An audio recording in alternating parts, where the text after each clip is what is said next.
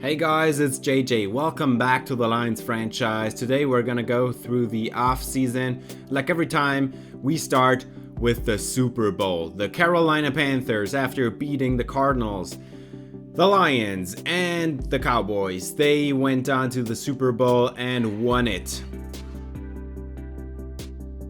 Baker Mayfield, he had a fine game, 1 touchdown through the air, not even 200 yards, but they were up by so many points that it didn't even matter if they could throw the football. McCaffrey, Booth, Bartell, and Mayfield, they all got 1 rushing touchdown, and Robbie Anderson had 57, DJ Moore had 42 and a score through the air.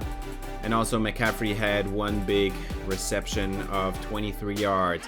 Now this Panthers team, they got into the playoffs at the last second in week 17 and they went on to win the Super Bowl here. And they also had a couple of picks in there. Tonga Vailoa got intercepted twice. Burns and Knapp got into the backfield, and for the interceptions, it's Mike Hilton and Dante Jackson. The number 1 and 2 corners for the Panthers got in there with some picks. Retirements. We have 1 retiring player, and that is Ron Leary. He retires after 12 years in the league. And we already have his replacement. It's John Wise. Also, Aaron Rodgers retired. Adam Thielen, J.J. Watt. Marvin Jones, the ex-Lion, retires as well. Carlos Dunlap and Malcolm Jenkins. Rodney Hudson, the best center in the league, retires. That makes, by the way, Ragnow the best center in the league now. Tom Brady also retired. He didn't even have a team in the last season because the AI is too stupid to know when to retire. And yeah, Big Ben also retires. A few Hall of Fame quarterbacks in this retirement class. We also have Prince Amukamara. We know him from the Bears days of his. And we have Tyrod Taylor down there at the end. And for regression, we have a few players that regress a little bit. Tracy Walker, he lost some awareness, zone coverage, and acceleration. And also some injury there. Trey Flowers, he lost something. It's not that much. I thought it would be worse. But also Will Harris at 28 and Amani Oruwariye both regressing at age 28. Also Christian Wilkins, he regresses as well. And then left tackle Eric Fisher, he regressed as well. Let's go to re-signing stage.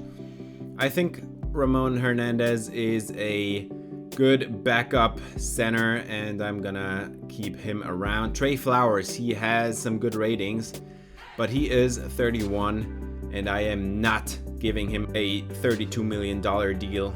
16 per year, that is too much.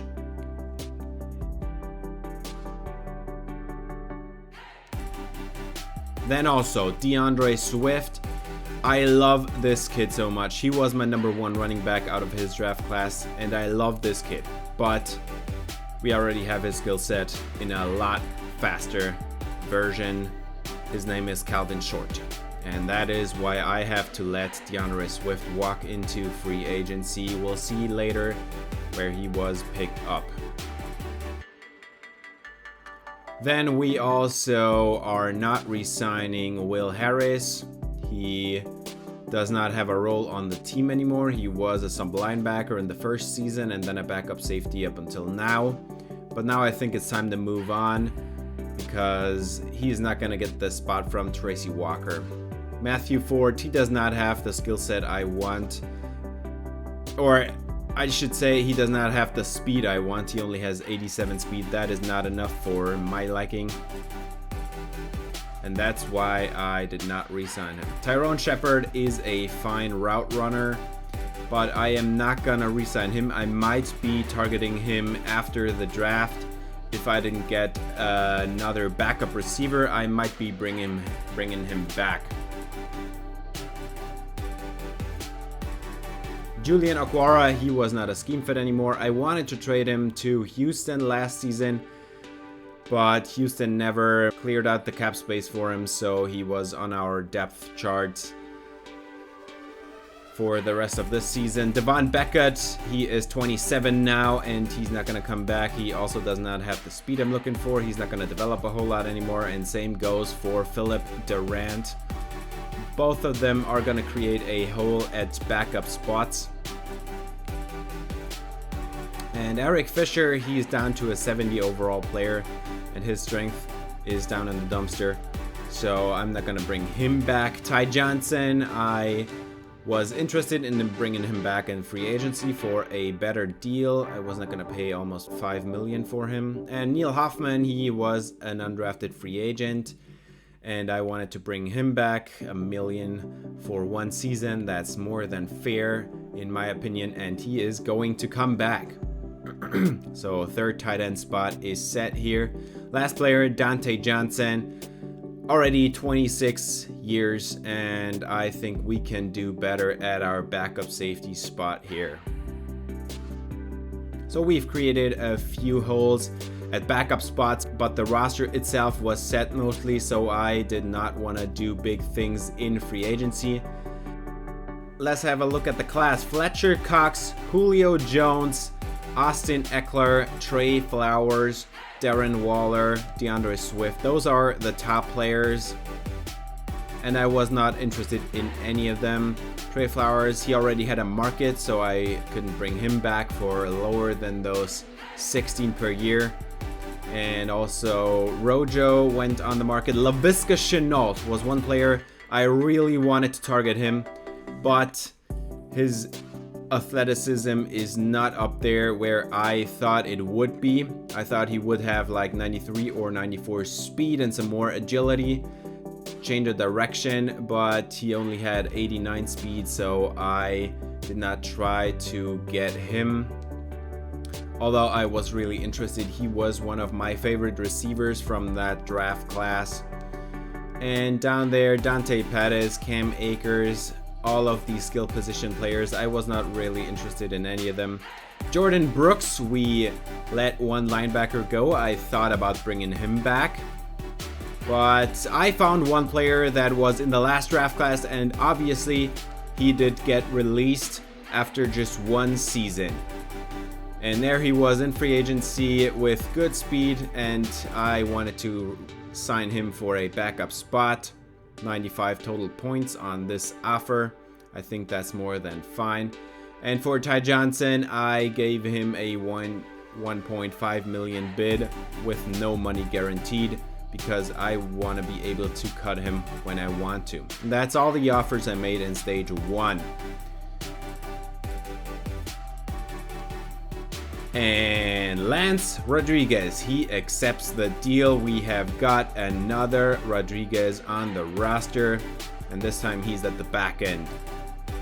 Lance Rodriguez. Now we also have a 5th-year option for Carlos Jefferson, and I'm not gonna pick that up. I wanna negotiate his deal as soon as possible, and that is gonna be next season. We also had another one that was for Jamel McLean, and I wanted to pick that one up because I was not sure whether I wanted him to stick around.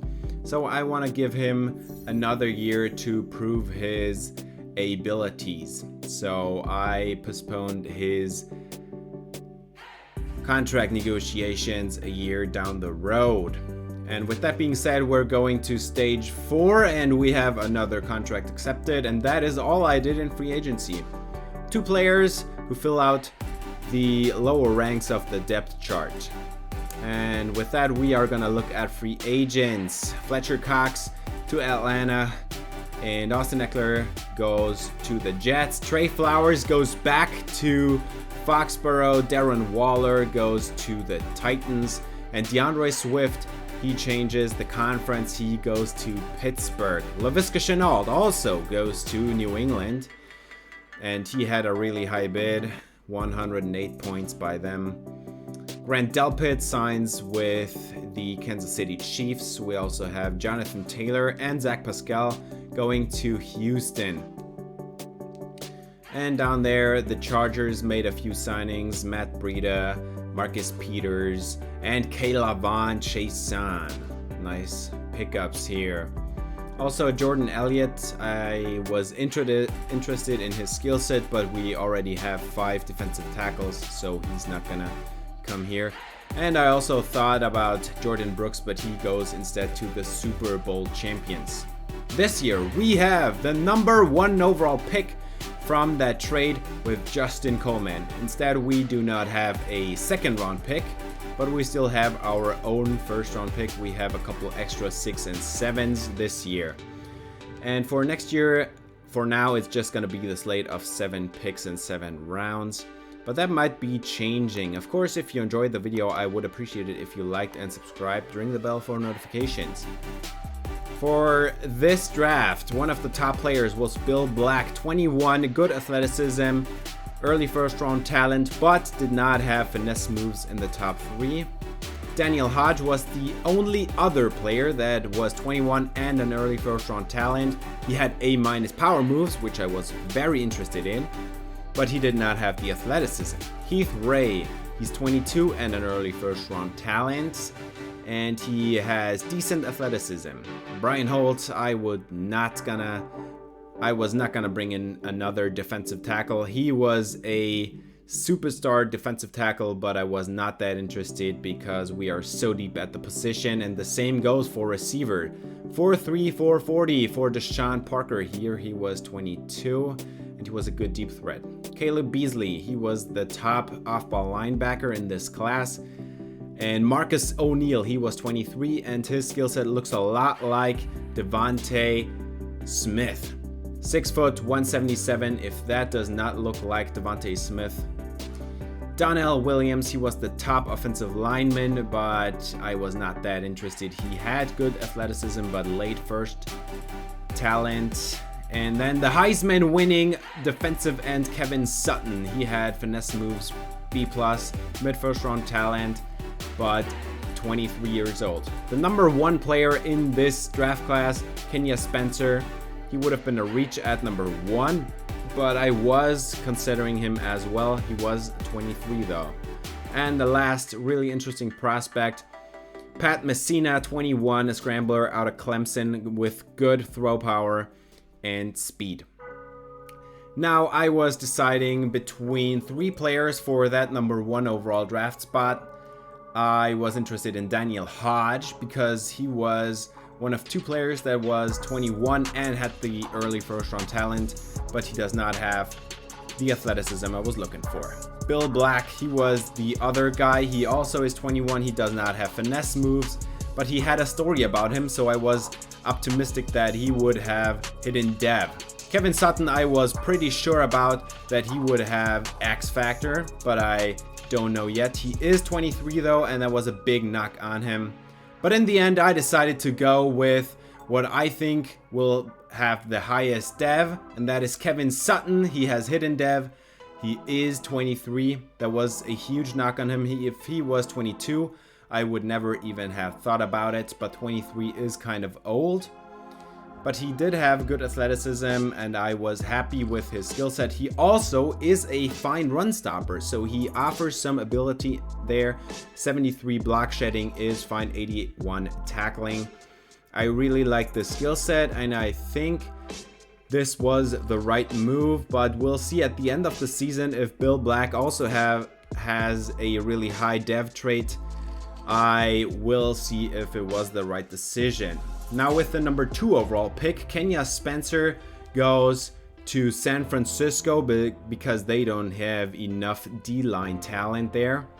And there is another defensive lineman, Nick Cleary, going number 3 overall to LA. He's gonna line up next to Aaron Donald now. At the 4th overall pick, there were the Denver Broncos, and they went Ben Stanley, safety out of Clemson. He is a solid addition to a good secondary there in Denver. And there is the first reach of the draft. The Browns took Donovan Spillman, a middle linebacker out of Ole Miss, but we'll check out his ratings later. The Steelers were now on the clock, And I was just waiting for my next pick to come up. I did not want to trade up here. And that was one of the better players in this draft. He was a little bit older, and that is why I did not consider Heath Ray for the number 1 spot. And Nick Lynn, he is one of the best corners in this draft. There were also 2 early first round talent corners, which I did not consider because we are so deep at cornerback. Brian Holt.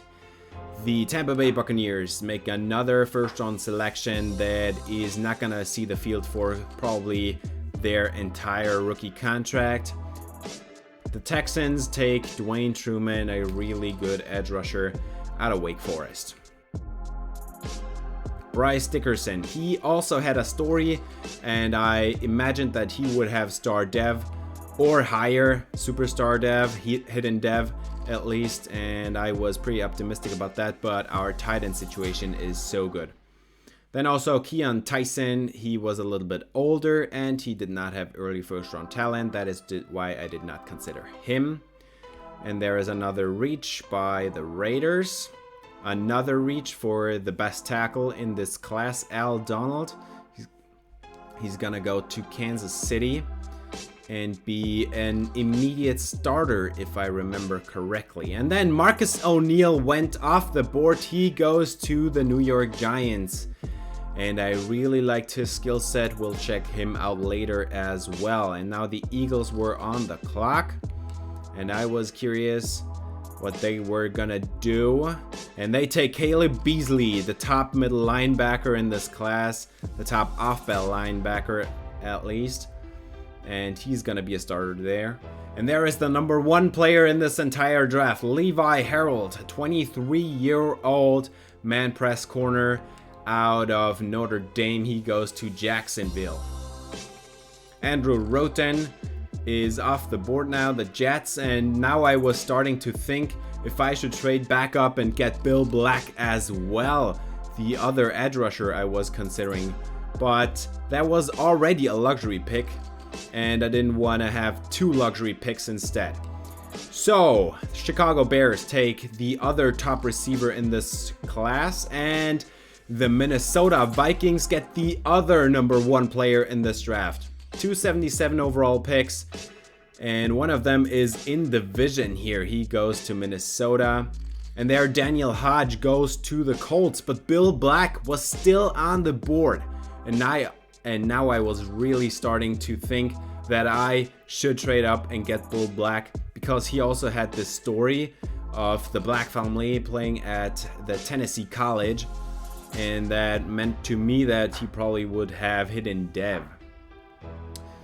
The Patriots got their top guard in this draft, so good pick here for them after they did not pick the top quarterback last year. And then the Packers go on to draft a really good tight end. Now, Bill Black was still on the board, and I was thinking of trading up for him. And the Cardinals here at 23, they take him. He is going to line up opposing side of Chandler Jones. That is going to be a scary pass rush there. We'll check out his ratings later as well. The Cincinnati Bengals, they select Brian Golden. A little bit overrated receiver out of Wisconsin, and we were just a few picks away from our other first round selection. Kyrie Parks, there is the first huge reach, and he goes to Atlanta. The Chargers take another receiver, Leon Knowles, and the Titans take Quentin Stringer, a middle linebacker out of Tennessee who is not that great. Now I thought about drafting Ron Barnard. He was one of the players I was considering. He was only 21, but he did not have great athleticism. I did not know his power or finesse moves, and that is why I traded out. I went down the board 7 spots and got a 3rd round pick next year instead, because I thought this draft class was not as good as last year's, and I wanted to save some future capital here. So I traded out of this pick, and the LA Rams with the 28th overall pick select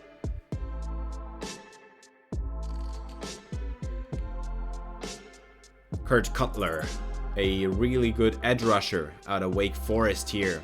Great pick by the LA Rams. They now have a really stout defensive front.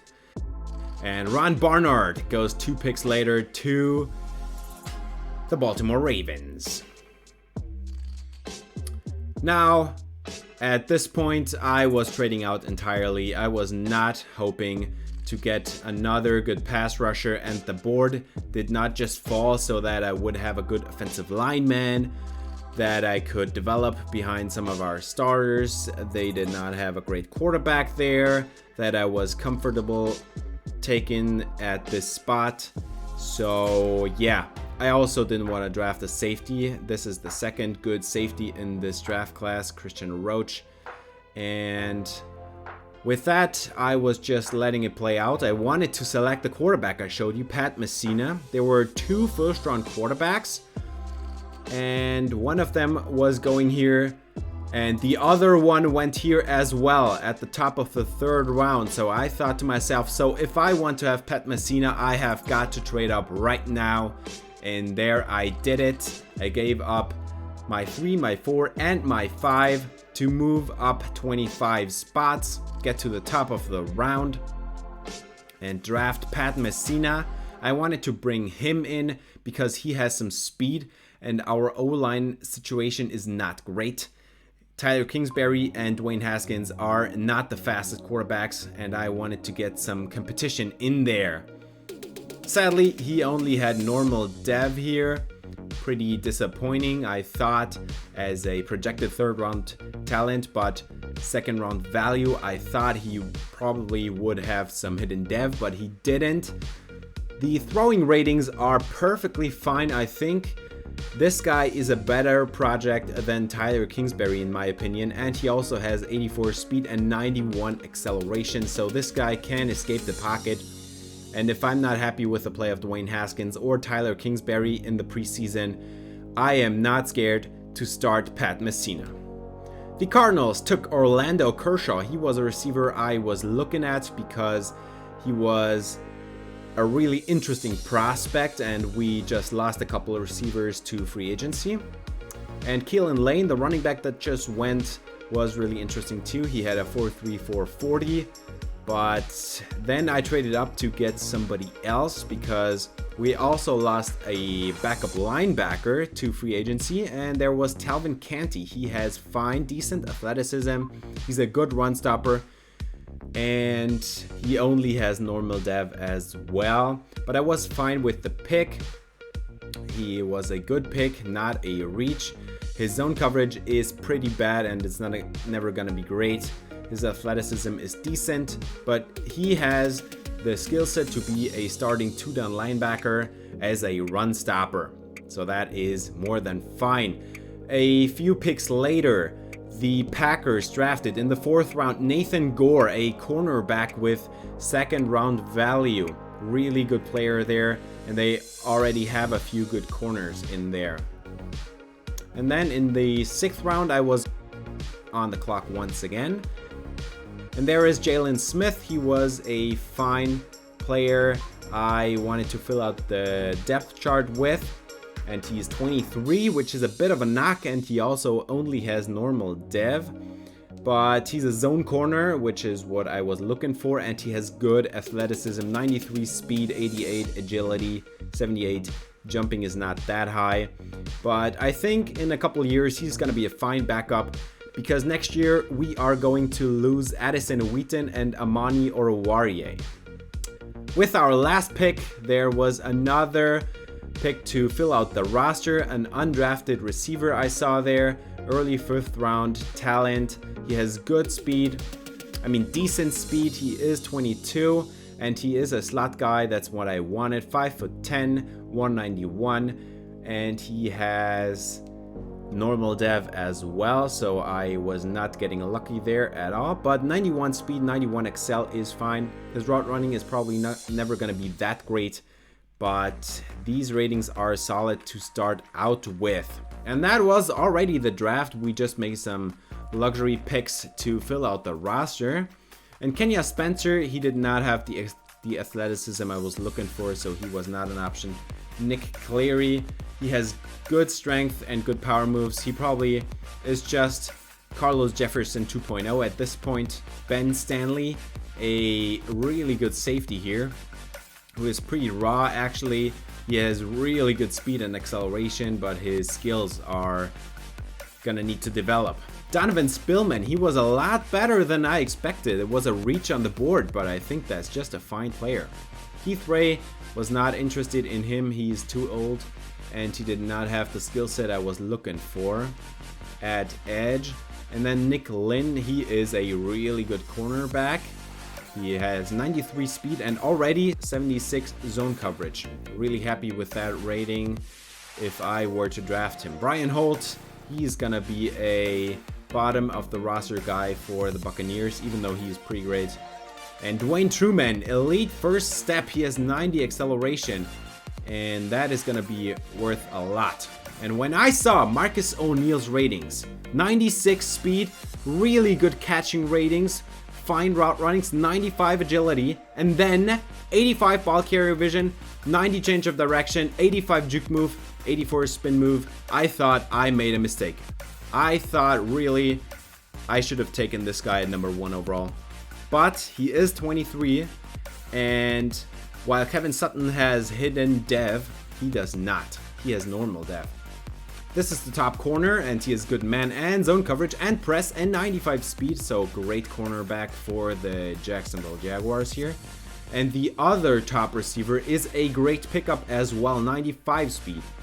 And he also is pretty electrifying after the catch here. So these receivers got me thinking after the draft if I made the right decision at number 1 overall. And there is another Mike Zimmer corner with 77 man coverage. Daniel Hodge, he did not have the athleticism at the combine, I thought, but that was even better than I expected, so I was not sure if that was the right move, but he only had normal dev. Bill Black had hidden dev, and he has the better athleticism and also better finesse moves and better block shedding, so maybe I made the wrong pick. But we'll find out at the end of the season when both of these players' dev is revealed. Ron Barnard was exactly what I thought he would be, and he would have been fine, but I already picked one luxury edge player at number 1 overall. Why should I pick another one? The Saints, they have their franchise quarterback, but they selected RJ Haywood. And the San Francisco 49ers, they picked Teddy Randolph with 92 throw power and just fine accuracies. He's gonna be a good starter in a couple of years. Orlando Kershaw, he had good athleticism and speed. Really liked his skill set as well, but he went off the board before I could take him. And Keelan Lane, he was the one player from all these running backs that I wanted, but he went too early to the Rams. Also, I wanted to talk about the Seahawks draft in general. They took one of the top corners. They selected a great edge rusher in the second round at 73 overall, Landon Watkins. And we'll look at his ratings quickly. He only has normal dev, 22 out of South Carolina, but he's a good run stopper and speed rusher. He does not have the finesse moves yet, but I think he's gonna get there soon enough. And 74 block shedding is pretty great in the second round. They also got a good safety, 70 overall, normal dev out of West Virginia. He is 22. He's a little bit undersized, but I thought his ratings are just fine for a rookie safety. And then they took a running back, 71 overall in the 4th round. Another rookie, this time out of Virginia Tech. 91 speed, 93 acceleration. He already has good break tackle carrying and ball carrier vision. And they just continue to take fine players with their remaining picks. No reaches at all for them in the draft. So that was the offseason. It was not that exciting, but I could have told you that before because I really didn't expect it to be exciting. We already filled out most of the roster spots before even free agency. We filled them out last year. And now I thought that every pick I would make would be a bottom of the roster fill out, and or a luxury pick, and it was that way.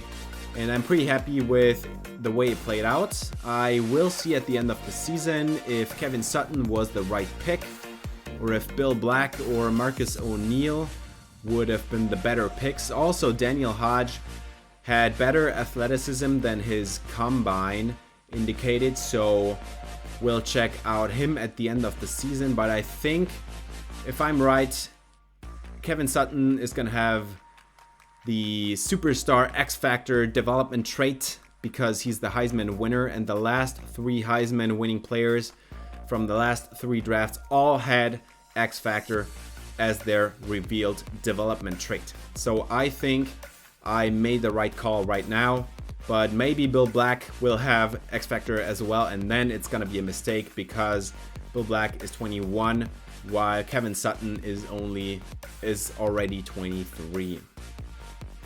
Alright, next episode is gonna be the preseason, and that's gonna do it for this episode. Thanks for watching. If you enjoyed, please leave a like and subscribe for more Lions franchise. See you in the next episode. Until then, spread some love.